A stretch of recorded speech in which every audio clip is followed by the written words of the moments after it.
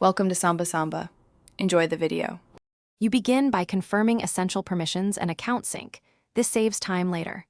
Open Google Photos on your phone or desktop and sign in. Once done, go to Settings and enable face grouping. Make sure backup and sync is active so new images upload. Next, tap Library, then Utilities, and choose Group Similar Faces. This kicks off the initial scan. You're not done yet.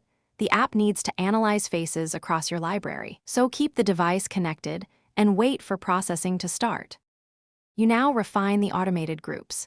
In People or Albums view, pick a suggested face cluster to inspect the photos it includes.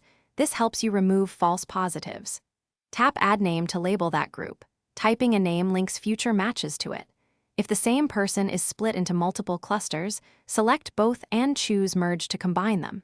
Make sure to scan for misidentified faces and remove any incorrect pictures. Doing so improves accuracy for future grouping and search.